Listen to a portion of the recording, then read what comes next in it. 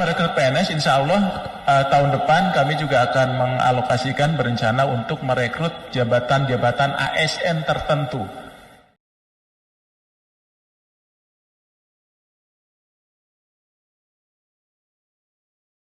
Pelamar seleksi pegawai pemerintah dengan perjanjian kerja atau PPPK Tenaga Teknis 2022 akan menghadapi ujian kompetensi pada tanggal 10 Maret sampai dengan tanggal 3 April tahun 2023 mendatang. Meski masih beberapa bulan lagi, tak ada salahnya jika peserta mempelajari kisi-kisi materi seleksi kompetensi PPPK Teknis 2022 agar bisa lulus dan menjadi bagian dari aparatur sipil negara atau ASN. Adapun kisi-kisi ujian CET PPPK teknis ini dibocorkan melalui Surat Menteri Pendayagunaan Aparatur Negara dan Reformasi Birokrasi atau Menteri Pan-RB tentang materi pokok soal seleksi kompetensi teknis dengan CAT untuk seleksi pengadaan PPPK tahun anggaran 2022.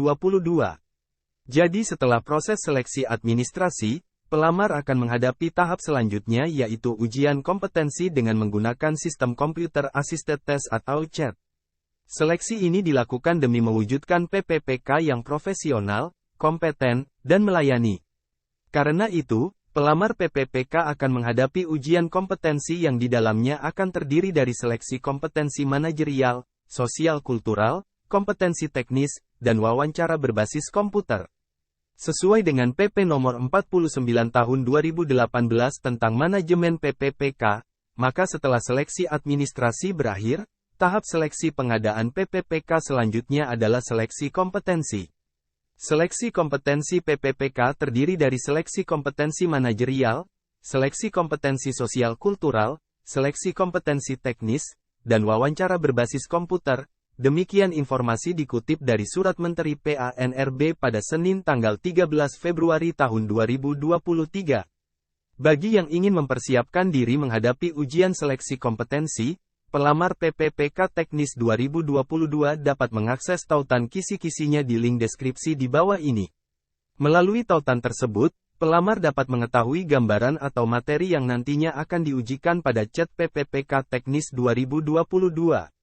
Jadi, pelamar dapat mempersiapkan diri sebaik mungkin dalam kurun waktu yang tersisa ini. Sementara itu, rekrutmen calon aparatur sipil negara, CASN 2023 akan berjalan seiring dengan seleksi CASN 2022. Seperti diketahui, rekrutmen CASN 2022 yang sebagian besar adalah pegawai pemerintah dengan perjanjian kerja, PPPK, baru dilaksanakan menjelang akhir tahun kemarin. Menteri Pendayagunaan Aparatur Negara dan Reformasi Birokrasi, PANRB, Abdullah Azwar Anas menjelaskan, tahun ini rekrutmen CASN melingkupi seleksi calon pegawai negeri sipil, CPNS, serta PPPK.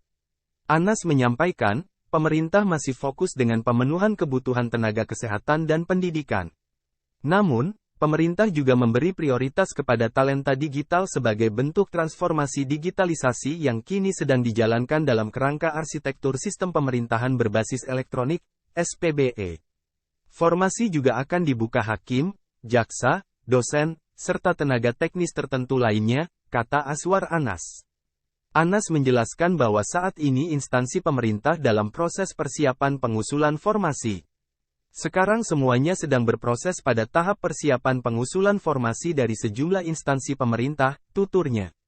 Rekrutmen CASN 2023 juga mempertimbangkan sejumlah variabel tertentu, seperti indikator jumlah PNS yang pensiun dan pemenuhan SDM guna mendukung program strategis nasional, termasuk letak geografis dan kemampuan anggaran.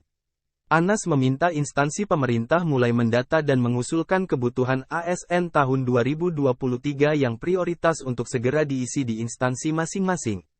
Usai usulan kebutuhan dari masing-masing instansi, tahap selanjutnya adalah penetapan kebutuhan. Formasi ditetapkan dengan memperhatikan pendapat Menteri Keuangan dan pertimbangan teknis BKN. Lebih lanjut, ada 4 arah kebijakan pengadaan ASN tahun 2023. Arah kebijakan pertama adalah fokus pelayanan dasar. Kedua, yakni kebijakan memberi kesempatan rekrutmen talenta digital. Ketiga, merekrut CASN secara selektif. Keempat, mengurangi rekrutmen jabatan yang akan terdampak oleh transformasi digital. Saat ini, pemerintah masih menganalisis jabatan mana saja yang bisa terdampak oleh perkembangan digital. Sekian yang dapat admin sampaikan. Terima kasih dan wassalamualaikum warahmatullahi wabarakatuh.